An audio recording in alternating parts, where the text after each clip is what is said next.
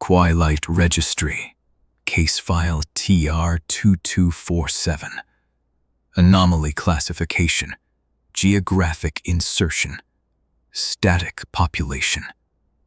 Grover's Mill is a small town in the central part of a state whose name the registry omits from published case files.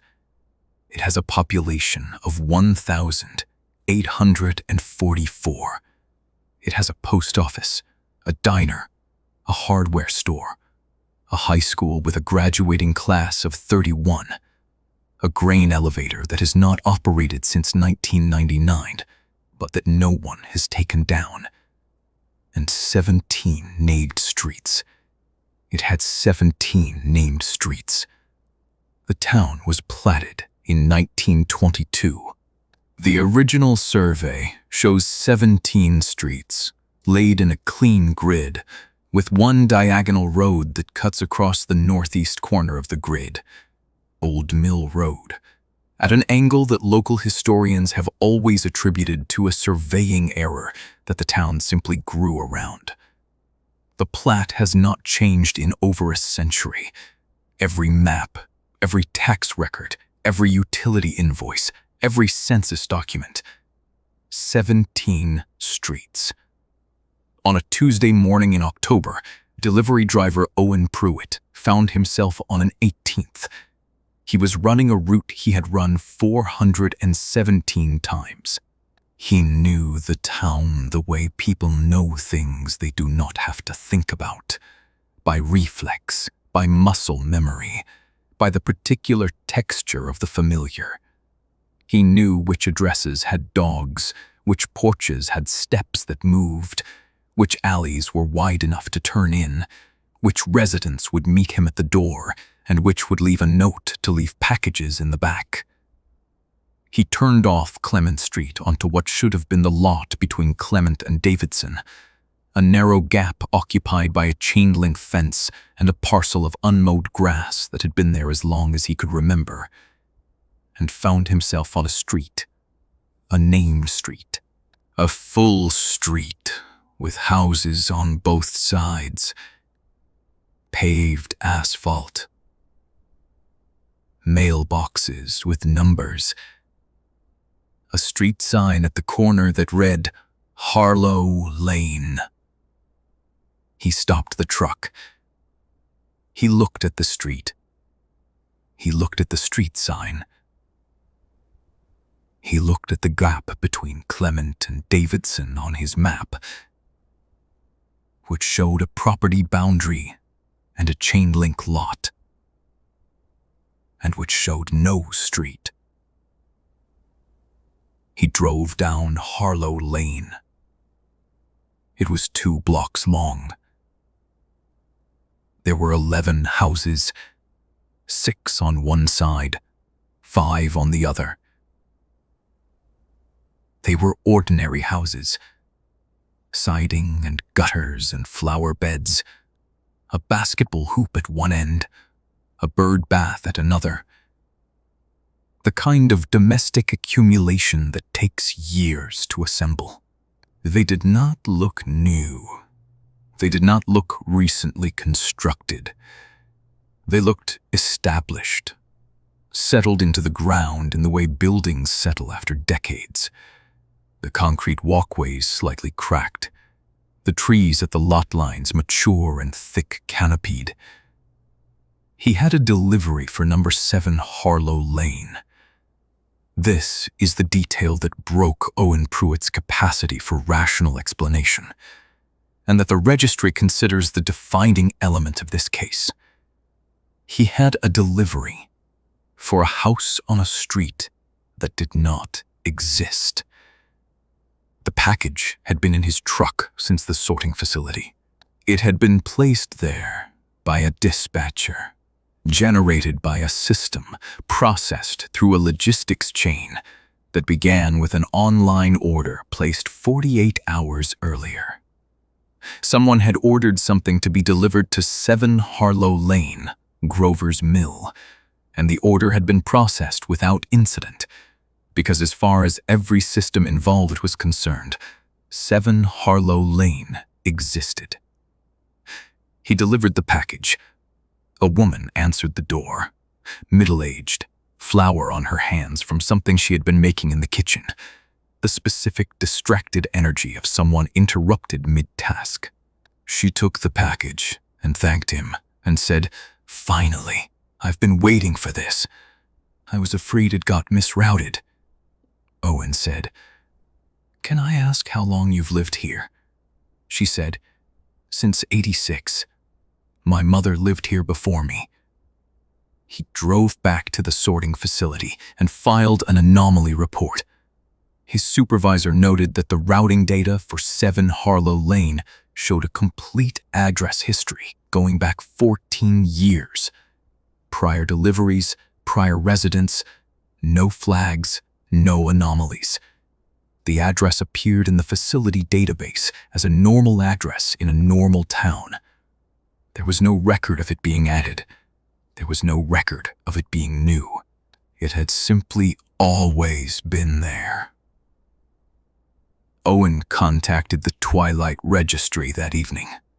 The registry dispatched an investigator, a woman named Theodora Marsh, who arrived in Grover's Mill the following morning. She drove Harlow Lane.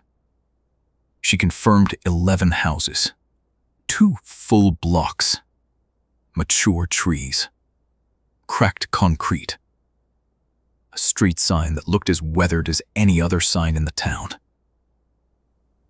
She spoke to 4 residents, who all described the same thing the woman with the flower had described. Long Tennessee. Families who had lived there across generations. Children who had grown up on Harlow Lane and moved away. Parents who had been born in those houses. She went to the town hall. The town records showed 17 streets. She asked specifically about Harlow Lane. The clerk, a man who had worked at the town hall for 31 years, looked at her with the expression of someone processing an odd question and said, "Harlow Lane isn't a street in Grover's Mill." She drove him to the corner of Clement and Harlow. He looked at the street sign for a long time. He said, "I don't know what that is." She walked him down the block. He looked at the houses. His face had the expression of a person who is trying to reconcile 2 things that cannot both be true, and is failing. At the end of the block, he said, "I know Margaret Ellison. I have known Margaret Ellison for 30 years. She lives out on County Road 7. She does not live in this house." He pointed at a house with flower boxes and a yellow door. They knocked. The woman who answered was not Margaret Ellison. She was a woman in her 50s named Rosalind.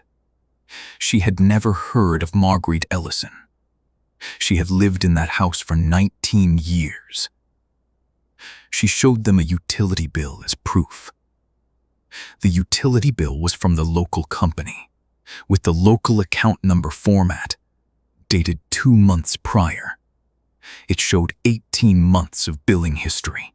The registry's investigation ran for 6 weeks.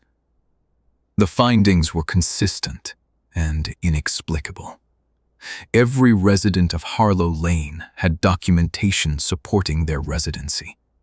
Utility records, tax records, voter registrations, all of it present. All of it appearing to have been generated over normal spans of time. None of it showing any sign of recent insertion or falsification. The infrastructure, sewage connection, electrical hookups, natural gas lines, was consistent with installation decades ago. The street itself, when examined by a civil engineer contracted by the registry, showed wear patterns consistent with 30 to 40 years of vehicular traffic. The town records showed 17 streets. The county plat showed 17 streets. Every resident of Groover's Mill who did not live on Harlow Lane, when asked about Harlow Lane, said the same thing. That street isn't here. The registry's investigator, Theodora Marsh, documented one additional anomaly that she classified as secondary, but that the registry has elevated to primary status in the years since. She was conducting her final interview of the investigation, a woman named Portia, who lived at the end of Harlow Lane, and who, like all the other residents, had complete documentation for her 30-year tenancy. During the interview, Marsh asked, "Do you know how your street came to be here?" Portia considered the question. She said, "Streets don't come to be. They've always been somewhere." Marsh said, "But before the street, what was here?" Portia said, "Before the street?" She looked at Marsh with an expression Marsh described in her notes as not confusion, but recognition. The expression of someone who is being asked about something they have thought about before and decided not to think about again. She said, "Nothing was here before the street." She said, "You shouldn't ask about before." Marsh asked, "Why not?" Portia said, "Because before isn't the right word. The word you want is beside." And she closed the door. The Twilight Registry has an internal classification. It applies to a subset of geographic insertion cases. It is not used in public documentation. It refers to what investigators call adjacent spaces, locations that exist parallel to known geography, occupying no physical space in the measurable world, accessible only during what the registry calls a seam event, a moment when two overlapping topographies briefly align. The classification has never been proven. It is a framework, a way of organizing events that have no other framework. What the registry knows for certain is this: Harlow Lane is in the town records now.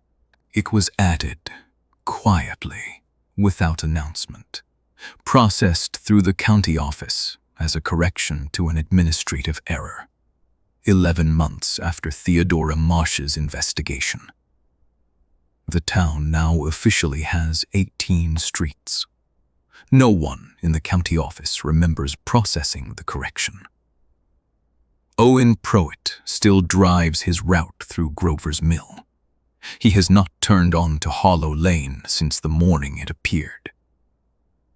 He takes the long way around, back through Davidson, the way he used to. The registry asked him why during a follow-up interview last year. He said, "The thing about a door is that you open it from one side or the other. What I can't figure out is which side I was on when I drove down that street." He said, "I'm not sure anymore that they were the ones who shouldn't have been there." Twilight Registry. Case file TR2247. Status: open. Harlow Lane. Currently listed in town records. Anomaly. Unresolved. Residency documentation for all 11 households. Verified as authentic. Origin of documentation. Unknown. There are 17 streets in Grover's Mill. There have always been 17 streets. If you ever find yourself on an 18th, if the street is unfamiliar, but the people on it know your name, if your own routing system shows you have been there before, the registry asks only one thing. Look at the trees. If they're thick canopied and old, if the roots have cracked the concrete, if the houses have settled the way houses settle over decades, do not ask how long it has been there. Ask what it was before. And be prepared for the answer to be not before, beside.